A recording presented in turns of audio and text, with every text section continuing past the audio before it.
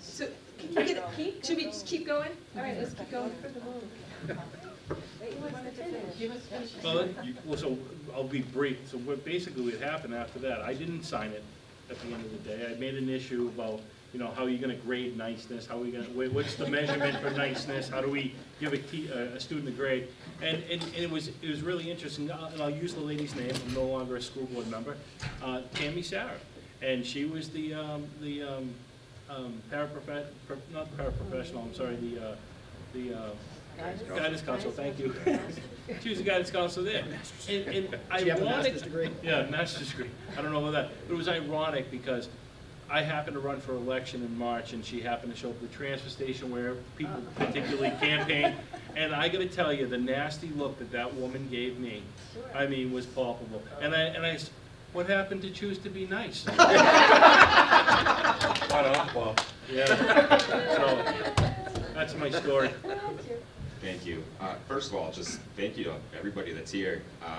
So I'm a candidate for school board coming up here on March 12th in Guilford, Skip's hometown as well. So I have a lot of questions. I'm trying to hone it down to what's most pertinent here. So I have 3 children. My daughter, she's in 4th grade. I have a son in 1st grade and a 3-year-old that'll be in school in a couple more years. So firsthand, speaking of curriculum, so what you're saying is the school board essentially is the one that sets forth the curriculum. That's correct. So I would presume that you have to have a majority of the school board to be able to change the curriculum. So I guess I have a couple-part question. Say you get the majority of the school board, right? What are the alternatives? I mean, can we just go back to pre-2010 before this Common Core guidelines and these new math? I'd like to go back before that. Well, 100% agree. Yeah, right. You know, Rome wasn't built in a day, so obviously this agenda's been set forth for decades, right? So how do we peel that back?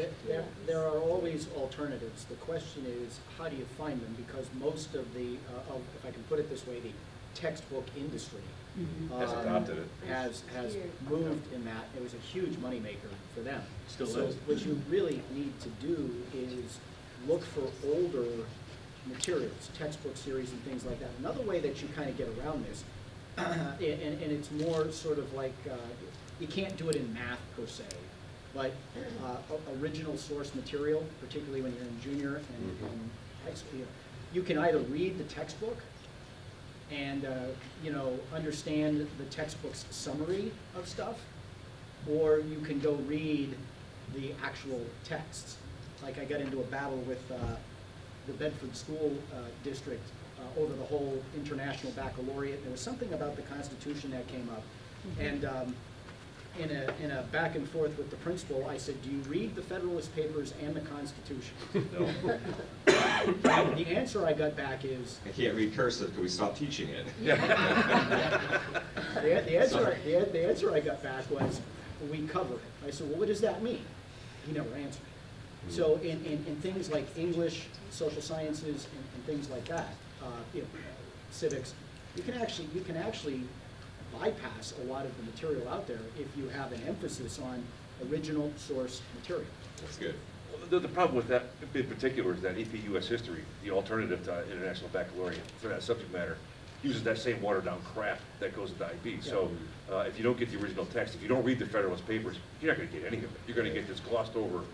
And it's not easy, I can tell you that. We had in our social studies curriculum, they used the word democracy, and I said, you know, we're not a democracy, we're a republic. Right. And I can't tell you, it must have took me 2 months to finally get the social studies director to change the word democracy to republic. Right. And you would think that'd be a simple thing to ask for, but, it's a difficult challenge if you have opposing, you know, mindsets. If you're like-minded, I mean, you can do some great things. Exactly. And you can find, and even in math, I mean, you can go to, say, Saxon before, because Saxon kind of aligned itself to the Common Core, but you can find various math curriculum that are out there that aren't necessarily adherent to the Common Core. Singapore math is one that are pointed to often. And the problem you'll find with Singapore math is that the teachers can't actually teach it as it gets into the the more intricate stuff. But so you can find it. On that note, you find that like Horton Gillingham being another one with the speech. You find Yes. that when you move up that ladder, it takes certain professionals on the teaching front that are not a dime a dozen to teach some of these curriculums that are probably better well suited for the kids. Absolutely, yeah.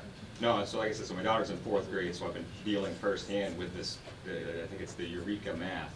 And, she's a smart kid. She was already reading it like before kindergarten, so she knows how to do her times tables and long division, yet she got the answer right, but she didn't break it down in the associative and distributive properties, which teaching basic math, to me, it seems so, why would you even go there? So she's getting it wrong, and it's frustrating her. And so I've talked to a lot of parents. I'm from Guilford, a lot of roots there.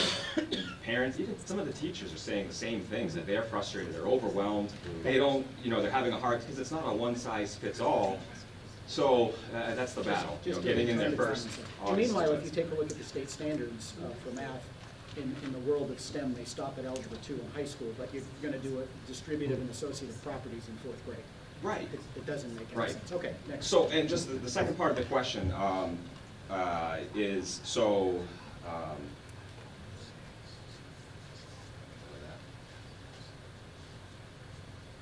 oh, okay, so I was reading, so obviously everything now, they wanted to move away from teaching to a test, but yet we still are, right? Mm-hmm. So all the tests are still based on the curriculum that's currently there. So I guess in the interim, right, until I can get elected in and maybe, change the course of the curriculum. But in the meantime, I have read about, it was House Bill 1744, talking about opting out of some of these tests and being able to be provided an alternative. Is that something that any of you guys have experienced and any type of? That was only put in place, what, 2 years ago? Yeah, I looked at my children a couple years ago. Yeah. In the state of New Hampshire now, you have the right to opt your child out of. Well, there's opt-in legislation now for non-academic tests, but you can opt your child out of any standardized test. All you have to do is send your building principal a letter saying no, and they have to. Okay. So. Good luck. Yeah. Hey, if you know anybody in Guilford, get the word out. Skip. Skip. I mean, he's a great. Billy Bear. Yeah, I was actually at that meeting. And the reason why they ended up arresting him is because in the beginning of the meeting, see, they had caught wind that this was going to go down. And the school board chair at the time, I believe it was Sue Allen, instituted an arbitrary 2-minute public talking period. So as soon as he went over 2 minutes, somebody else in the audience was going, oh, you're over 2 minutes. And he's like, well, I'm not, and then it was, a couple more minutes and they handcuffed him. What school board would ever have a policeman stationed at the school board meeting? Well, like I said, I believe they knew it was coming. So, yeah. Oh my God. Timberlake, they have one there to intimidate them. Oh, absolutely. And Leon Harkins. Yeah. Done the meeting. Atkinson. Got a, Is it all right? Can I ask some questions? Sure. Okay, so I have 3 questions. Turn the mic on. Oh. Okay. So I have 3 questions. Excuse my ignorance. I'm a little bit new to the school board policies. But the first one is when you were talking about transparency. So I'm in Hampstead, and it's coming up this year that the school renovations bond is on the ballot. And when it sounds like, there's a mix of people that want to pay for renovations and people that want to pay for bells and whistles. And when I've spoken to the school board, they've said that it's competitive and comparable to other schools.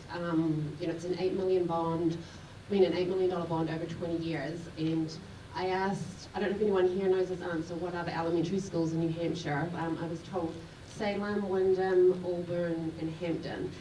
So is it reasonable for me to be able to ask the school board for their research to prove that Hampstead is competitive in our bond to other? It's not only reasonable, it's your responsibility if you have the question to ask it. Right. So I have, and I've been directed to basically Google. And no, you can use that to back up the numbers they give you. No, but here's the thing that you've got to worry about, and Hampstead has done this, and we called them on it back when I was on the air, but their school board actually was electioneering in favor of the thing. They were spending taxpayer money, they were allowing taxpayer facilities to be used. It's absolutely against the law.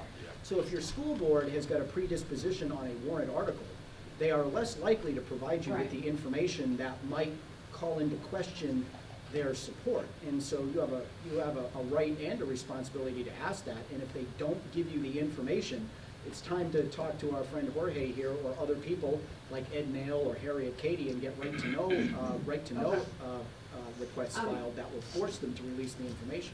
Okay, great. So I'll follow up on that email. What language would you recommend that I say in an email? Like, can you help me? Like, what would you say?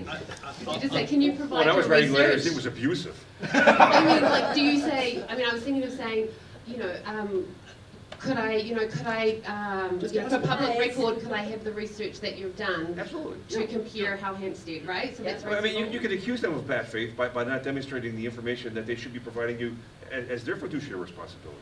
Okay, no, that's great. But Thank you. moreover, I mean, I'll tell you, this is right up my alley. I did this in Wyndham, and I just finished it up. We had a $39 million school that they wanted to go ahead and do renovations, and I can't tell you the deceit that went behind it in order to have it. People have an agenda. You have to first recognize what the agenda is, and then you have to ask for the right information.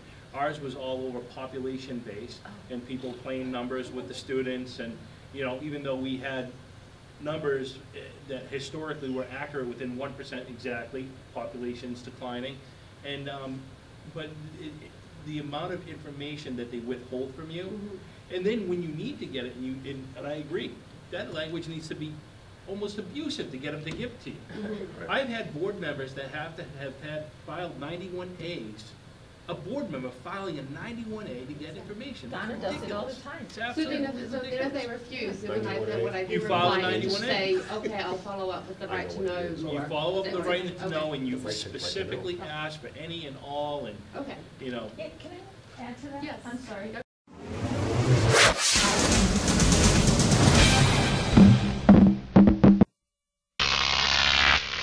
Croc TV.